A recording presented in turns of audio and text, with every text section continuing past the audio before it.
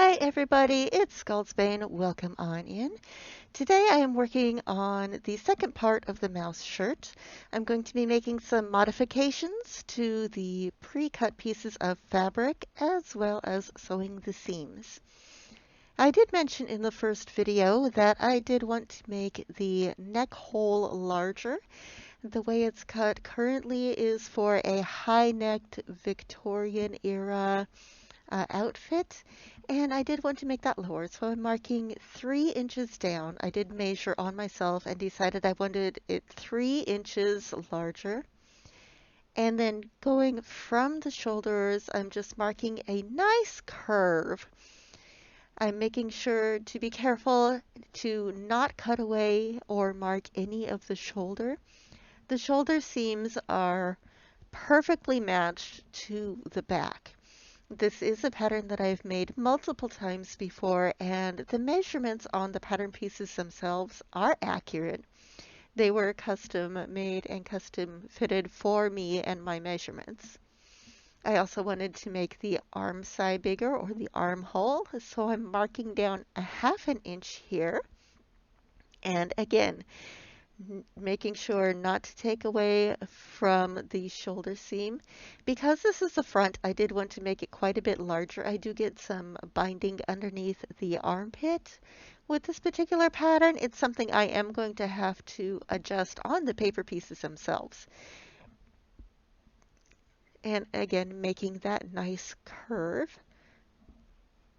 The arm pieces that were cut out, they are, again, for big, not giant, not the big mutton sleeves, but fairly gathered sleeves.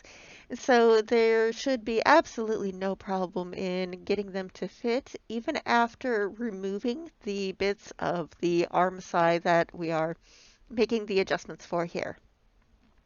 And in the back, because I do want the armscye to match up, again marking that 1/2 inch. And not taking near as much from the back. There's no need. It fits really, really well. So just taking a little bit off, just enough for it to match the front and the changes made, the modifications made to the front. Once those marks are all made, I am going to go ahead and just take up the scissors and cut right along those chalk lines, just like we did while cutting out the original pieces, the unmodified pieces, and it should work out perfectly. I'm going to go ahead and repeat that with the front armscye modifications and the neck hole as well.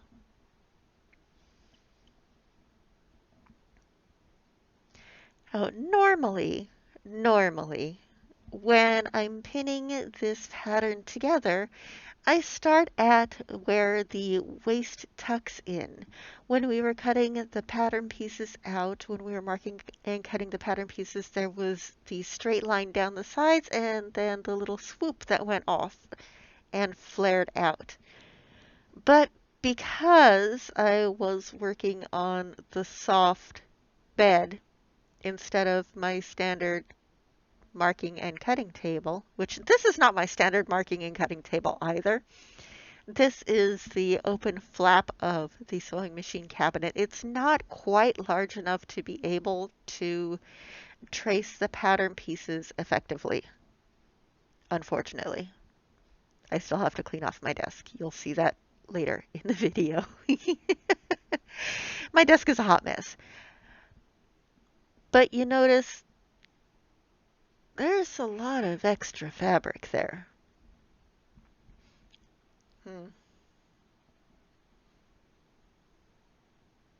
Because it cannot be gathered if it's going to fit well. What I decided to do was just to go straight down and start from the armscye and work my way down and then trim off the excess from the other piece. Because I've made this pattern multiple times before, I know that it's going to work out well in the end. It's not going to make much of a difference in the fit at all. It may actually work better for a modern shirt to be worn with modern jeans or shorts. And because where that swoop is, where that flare is the waistband or the waist mark for a Victorian outfit, and that does get either tucked in or is allowed to flare out depending on how you finish it. Um, it can actually accentuate what is supposed to be the silhouette. And I'm going to go ahead and repeat this on the other side.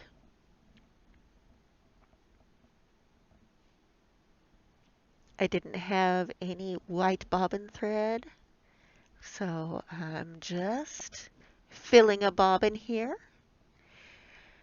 I know the camera is wiggly. I do apologize. It's because I currently have a stand for my camera that clamps to the sewing machine.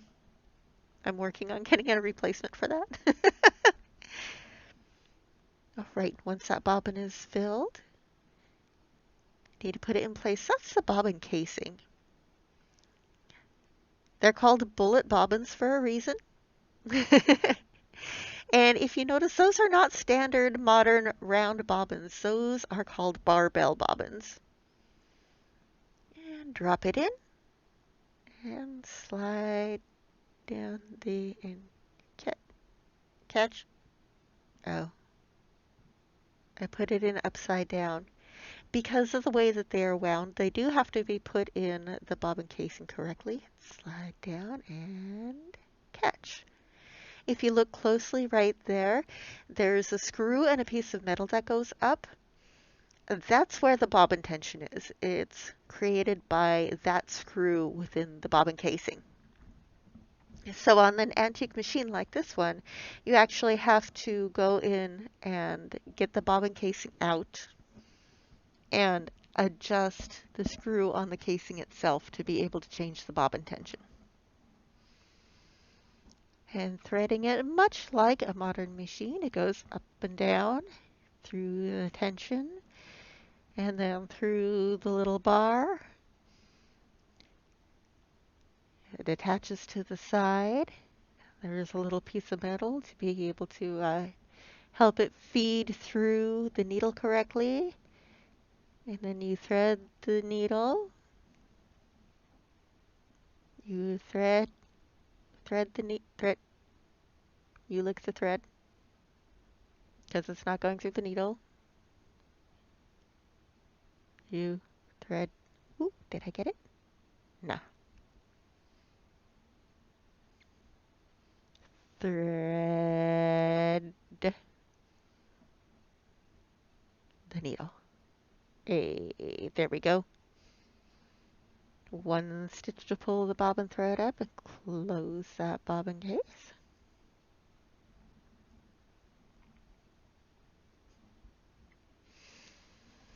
Now because there are not distance markings on my machine, I'm using the round edge of the plate, the feed dog plate, as a marker for my seam allowance. I'm doing this because I'm going to be flat felling the seams, so there does need to be a fair amount of seam allowance available in order to be able to flat fell. And again, with wiggly camera, I'm going to make this as short as possible to get the idea. Once you get to that curved needle down, foot up, rotate, and go.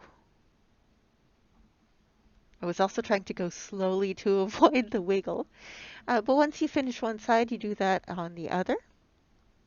And then because it is flat felling, I am going to need to clip the seam allowance. And since I'm flat felling everything towards the back, it's the back side seam allowance that's getting clipped. I will put a link to a flat felling how-to video. It's a little bit older, but it's still a good one. Please let me know if you'd like me to remake it.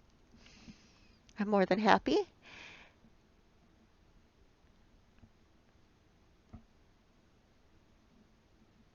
All right, and now the shoulders.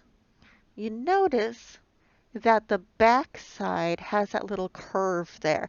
That's supposed to be there. That's actually written into the pattern and how to draft it. Because people are not squares, we are not rectangles, we do not have generally a whole lot of pointy bits. That curve helps to fit correctly, and it helps to take a lot of the tension off of the fabric on the shoulders. So to pin it in place, you start at the armscye and get that pinned and kind of work your way around pinning it to the curve. It's not a very severe curve at all. It's almost non-existent, but it really does take the tension off of the stitching and off of the fabric itself. And once you get that pinned in place, the other end where the two parts of the neck hole meet up, where the fabric meets is the line where you would put your stitching in. And in this case, because I know the pattern and I know how much distance between the chalk lines I need to cut to be able to make the seam allowances correctly, it is directly on that line needed to hit the edge of the feed dog presser plate and mark that seam allowance. And I'm going to go ahead and stitch it down, and I'm going to do that on the other shoulder as well. And then again, because flat felled seams, I'm going to trim the seam allowance towards the back on both shoulders once that's completed. And because I do believe in the power of a hot iron and how it can make things easier, I'm going to go ahead and go over to the ironing board and press everything so that the flat felling is much, much easier.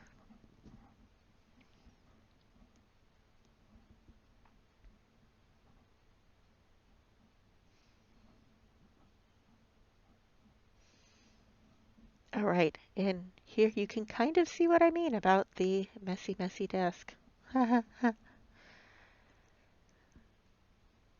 Just to show you what I mean about getting things pressed into place, I'm going to unfold this and first fold it the large over the trimmed and pressed it down and then pressed it flat so that all I have to do is make the stitches for the flat felling.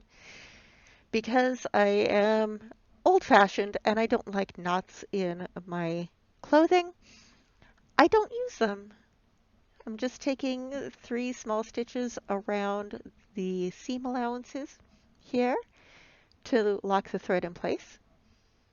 And then I will pick up a couple of threads of the main fabric and stitch into that seam allowance again. That's me trying to look close at it. Don't get old, y'all. It's hard on the eyes. I also need to get a new needle out. This one has a lot of oils for my hands on it, and it's getting a little bit sticky. And then a small stitch